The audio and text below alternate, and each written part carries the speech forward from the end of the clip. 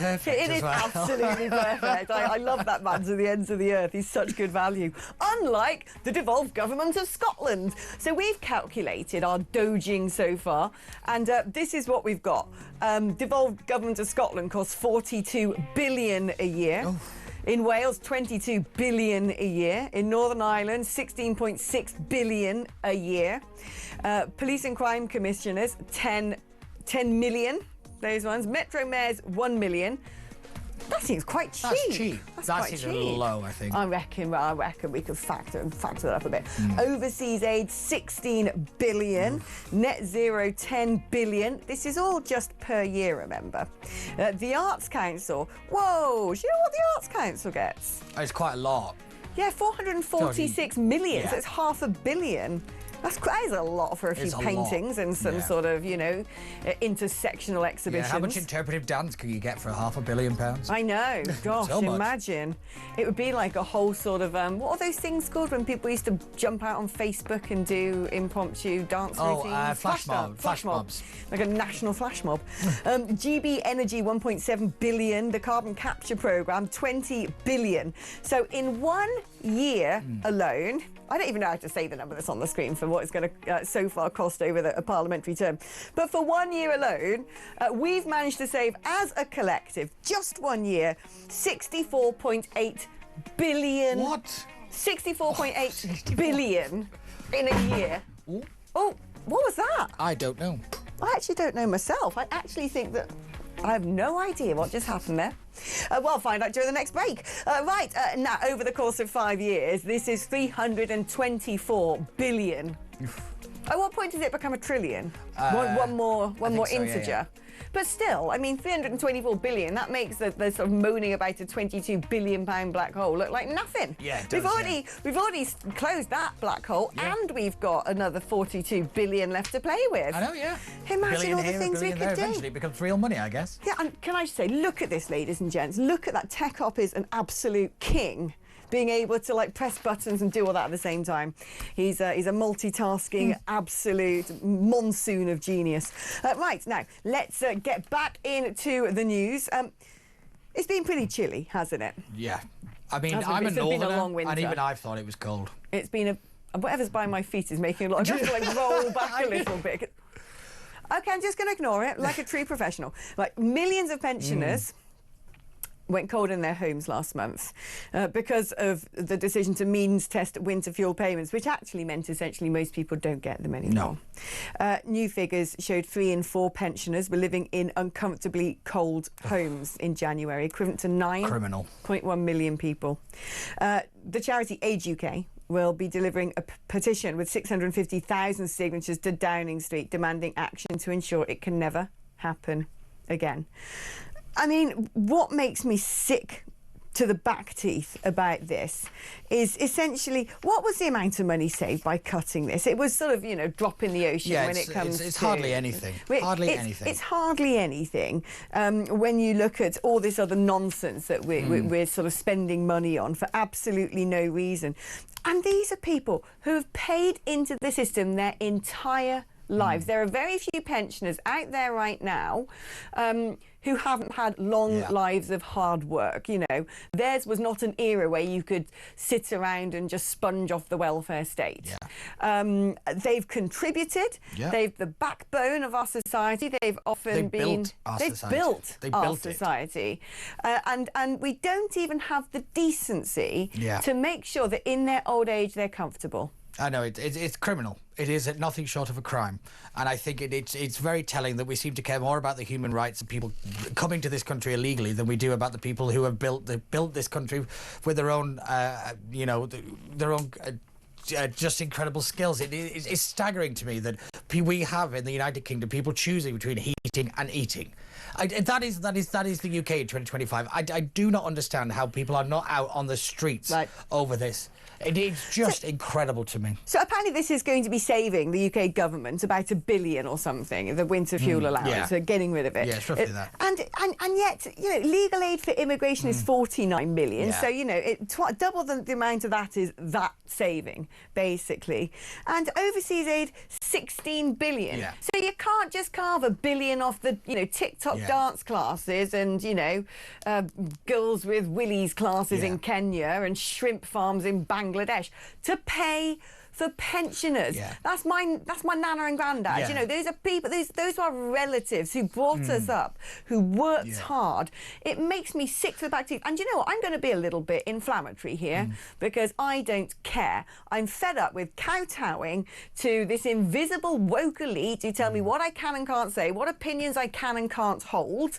And you said they built this society. I can't help these days when I'm going around, because I live in central London, and when I look at actually our beautiful edifices, our buildings, some of the wonderful streets. If you've ever gone to Whitechapel and seen, yes, it was always been a bit of a poorer area, but the beautiful old cottages and these are buildings, these are roads, this is infrastructure that our grandparents made and their grandparents. That it took centuries of people building this nation.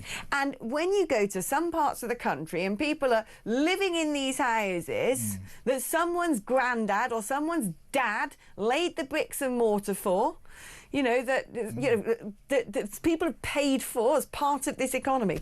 And then they have the audacity in some parts of London, or, let's say after the Hare Hills riots, to just trash the place. Trash it, To trash it.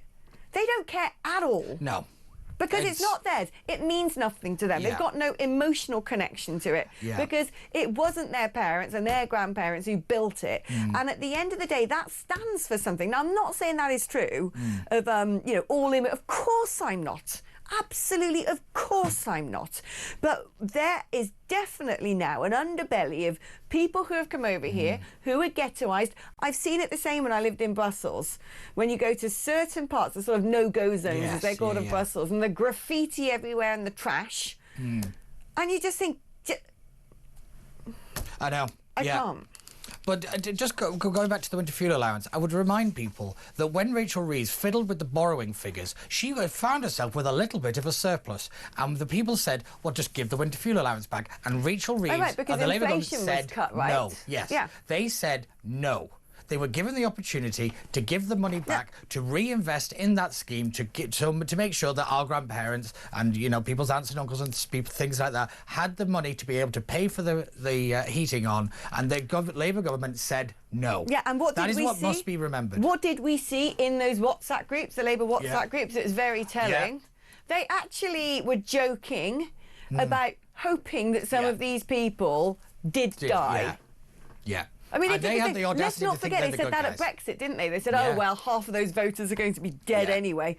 It is sick. The insidious nature to which this government and the people that support it talk about the older generations is actually very, very problematic. It's nasty. And it is nasty and it's sociopathic, vicious. it's nasty, it's vicious, it is deeply worrying.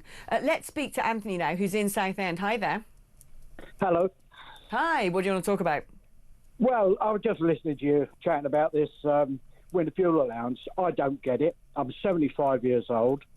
I've been in business all my life. And I had a business where I was collecting £25,000 a month, national insurance. And I had to pay that on the 19th of every month. And that was for a number of years, £25,000 a month. And I've been stitched up on 300 quid, And I'm one of the people that I like to think started small businesses, turned it into a big business and contributed to the country, and now they don't want to give me £300 worth of fuel. It's not just a slap in the face. It actually makes me want to cry.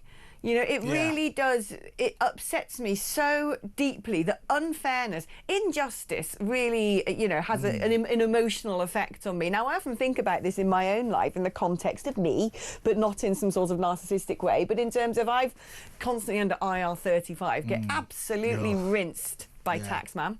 Absolutely rinsed. You know, we're talking 50 to 60% of what I earn seems to be going to taxman. I'm 41 years old. I can't afford to buy a house. I don't have any dependents. I have private medical insurance because I'm so afraid if something happened to me, I'd just be left rotting in a corridor. So I basically don't cost the state anything, right? And yet the amount of money I put into the state is a lot. And then you got people coming in, being given a house, you know, in the borough that I live, which is nicer than mine, because they had the audacity to break the law and break into the country. Absolutely not. Let me tell you about another little thing. You were talking about migrants earlier on. I can't tell you too much detail, but I can tell you my son's in the army. Right. And he was ordered to go down to a particular place in Kent, which were holding migrants, illegal migrants, and he had to take an amount of soldiers down there to clean the toilets. Because they were in such a bad state that they had to have soldiers on site to clean the toilets for these illegal migrants. What? But I don't want to go too far into what, why, where, and when. I'm telling you the truth. This is the truth. And I thought that when my son told me, and he had to order these soldiers to do this, and to say there was a little disquiet was an understatement. Our armed forces, our brave young men who stand ready to defend this nation, thank your son for his service, please. I don't think we say that enough in this country. Thank your son for his service. But how dare the government treat... they don't pay our armed forces enough anyway. When they come back from duty or they retire, the support to veterans is utterly disgusting. It's atrocious. So many veterans are homeless. And then they're asking armed forces to clean the bogs because migrants have left it a mess. Why aren't they cleaning it themselves? What are these people, the Queen of Sheba? I mean, look, we can't verify a story journalistically. That is what we need to do. But I have no doubt, I have no reason to doubt you, Anthony, about this. But I mean, that has just left me... Well, do you not remember when I'm speechless. But do you not remember when they all went and started like living on the streets outside of these nice 4-star hotels in Kensington because the rooms weren't up to the standards to what they wanted? You know, we roll out the red carpet to these people and they spit in our faces. That at some point we have to say enough. We have to say enough. If I was someone who's genuinely fleeing from a war zone, genuinely fleeing persecution, I would be happy to be safe. I mean, you know, and also someone sent me a message the other day, is people fleeing from war are women and children, people going to war are young men.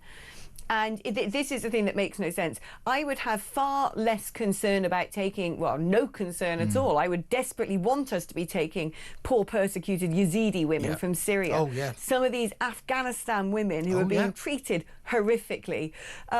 Not the men. No. Not the men. The greatest lie ever told is that these people are refugees. They are not. They are economic migrants, and it's about time we started calling it for what it is.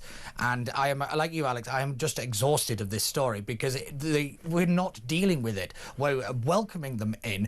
Boatload after boatload. Well, what, 25,000 since Keir Starmer became Prime Minister in small boats alone. And just in that alone, because let's not forget that there are people who overstay on visas. You've got all the problems with people coming over with the educational fake stuff. Visas, fake student visas, all this stuff. People bringing in dependents when they've come to do a master's. There was one story of a great uncle being brought over as a dependent.